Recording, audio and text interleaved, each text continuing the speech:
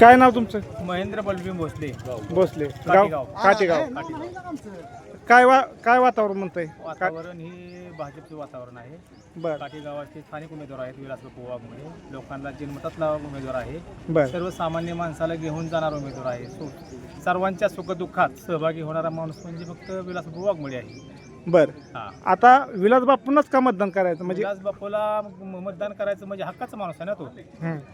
जनतेतला माणूस आहे.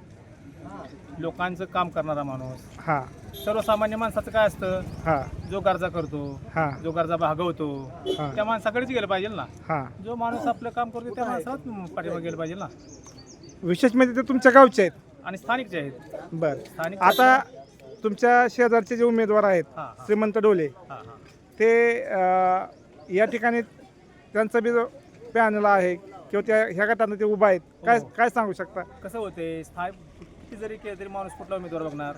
स्थानिकचा उमेदवार बघणार. हा ते असताना परगावचे आहेत ना. हा. तर आपण कुठलीही अडचण सांगायला त्यांच्या घरी जाऊ शकत नाही. हा ते आपल्याला भेटतात का न भेटतात. हा स्थानिक जे उमेदवार असल्यानंतर जे आपल्याला भेटतात त्याच्याकडेच आपण जातो ना. संपर्क त्यांचा कमी आहे ना.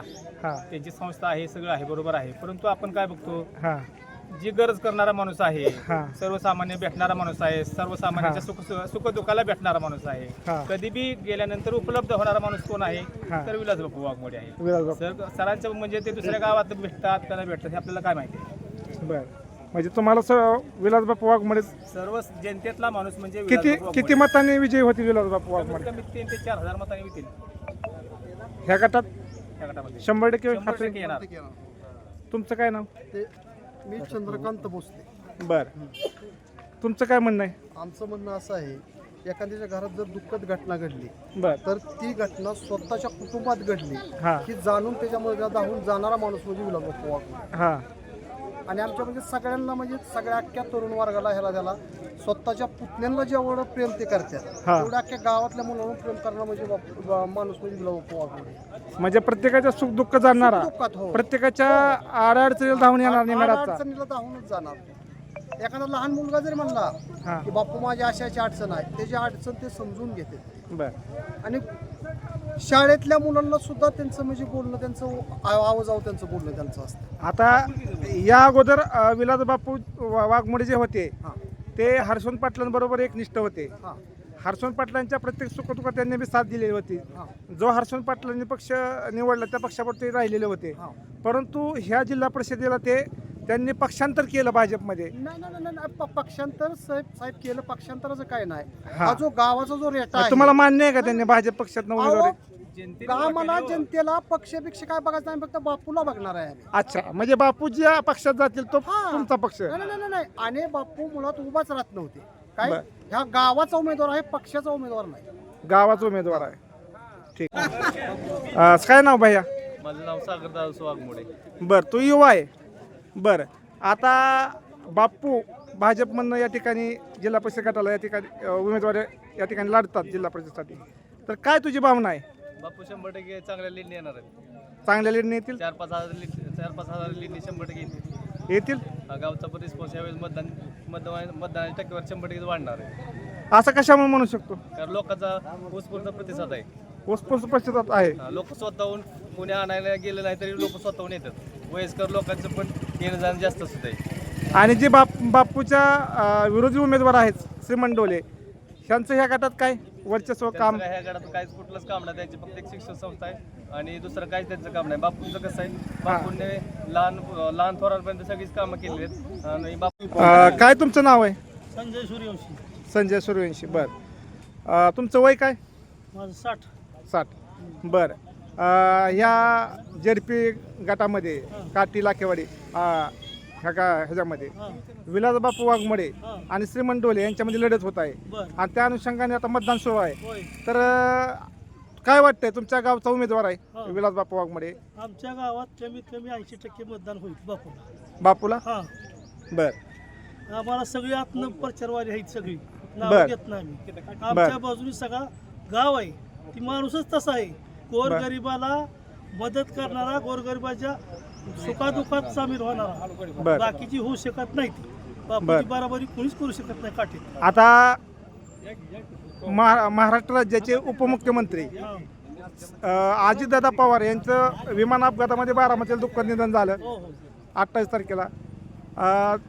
त्याच्यामुळं काही थोडं सहानुभूतीचा काही परिणाम. सहानुभूती आहे, पण बापू माणूस चांगला आहे. सहानुभूती कशी असते, माणूस वैयक्तिक कुठला चांगला, आपल्या सुखादुखात कोण येतो. बरं. रोजचा माणूस कोण आहे, बरोबर आहे. रोजच्या माणसाकडे बघितलं जातं. मग दादा आमचं प्रेम नाही असं नाही, हा पण बापू जास्त काय आहे, तर रोज सुखादुखात कोण आहे, हा या माणसावर माणूस बघा. रोजचं कोण आपल्याला, हा ती माणसं तो. श्रीमंत डोले जे आहेत त्यांचे विरोधी उमेदवार हो हो राष्ट्रवादी गटाकडनं उभा हो आहे. हो. मग त्यांचं गट ह्या गटाचं योगदान काय? त्या गटात काय योगदान, फक्त त्यांची शाळा मोठी आहे. श्रीमंत ढोले सर आहे एवढंच योगदान. हा हा हा श्रीमंत ढोले सर आहे तेवढंच, लोकांना योगदान नाही, गोरगरिबांना नाही, मोठ्या एखादं- गाड्या बिड्या तेवढंच. त्यांच्या शाळेकडे बघून त्यांना मतदान केलं जाईल का? कशी जातात गोरगरीब, कशी जाणार? 50,000 फी आहे शाळेला, अच्छा, म्हणजे तो त्यांचा धंदा आहे. धंदा आहे तो. विलास बापू भारी पडतील. हो बघा तो. तुमचं नाव काय? उर्मिला सचिन माने, बर ठीक आहे. गाव? गाव काटे. बर काठी गावातून विलास बापूंना प्रतिसाद मतदानाचा कसा वाटतोय? अतिशय सुंदर प्रतिसाद आहे, कारण बापू जनमानसातलं प्रतिनिधित्व आहे आणि हे प्रतिनिधित्व करत असताना प्रत्येकाच्या सुखात आणि दुःखात सहभागी होणारा एकमेव माणूस आणि आपला माणूस म्हणून त्यांच्याकडे पाहिलं जातं. विरोधकाला बापू भारी पडतील. नक्कीच भारी पडते, कारण आज इथं जनशक्ती आहे. किती जरी धनशक्तीने जोर केला तरी सुद्धा जनशक्ती बापूंच्या पाठीमागं आहे, म्हणून नक्कीच बापू निवडून येते. बापूंचं थोडंफार सामाजिक काम तुम्हाला सांगता येईल हो सांगता येईल. या अगोदर केलेलं? हो हा सांगा. बापूंचे त्यांचे विश्वप्रतीक प्राथमिक विद्यालय हे त्यांचं विद्यालय होतं. त्याच्यानंतर प्रत्येकाच्या सुखदुःखामध्ये आज जवळजवळ 30 वर्ष ते ह्या समाजकार्यामध्ये आहेत आणि प्रत्येकाच्या सुखदुःखामध्ये पहिल्यांदा निम्म्या रात्री जरी तुम्ही फोन केला तरी सुद्धा बापू तिथं हजर असतात आणि जरी त्यांना हजर नाही राहता आलं तर त्यांच्या परीनं जेवढी मदत करता येईल तेवढी मदत ते नेहमीच करतात, म्हणून मला तो विश्वास आहे. आता महाराष्ट्र राज्याचे उपमुख्यमंत्री अजित पवार यांचं प्लेन अपघातामध्ये निधन झालं, त्यामुळं संपूर्ण महाराष्ट्र हळहळला आणि काही विरोधी उमेदवार म्हणजे त्या गोष्टीचं हे करून ते मत मागत आहेत. ह्याकडं आपण कसं बघता? खरं तर माझ्यातर्फे सुद्धा आणि आम्ही सगळेही त्या दुःखामध्ये सामील आहोत आणि त्यांच्यासाठी एक भावपूर्ण श्रद्धांजली आमची सुद्धा असेल.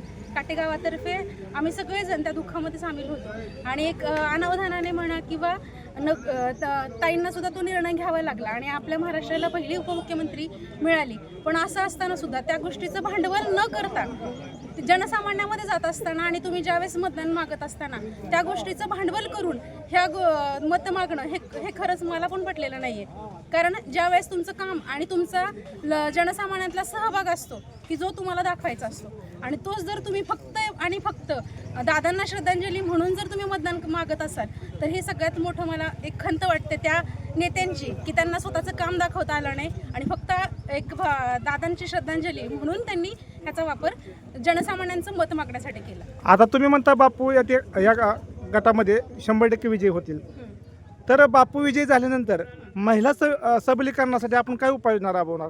बापू बचत गटाच्या माध्यमातून महिला सबलीकरणाचं काम नक्कीच हाती घेतील आणि सध्याला सुद्धा त्यांचे 25 बचत गट आत्ता सध्याला सुद्धा आमचे चालू आहेत आणि कुटीर उद्योगाच्या माध्यमातून आणि लघु उद्योगाच्या माध्यमातून महिलांसाठी सबलीकरणाचे कार्यक्रम नेहमीच राबवत असतात.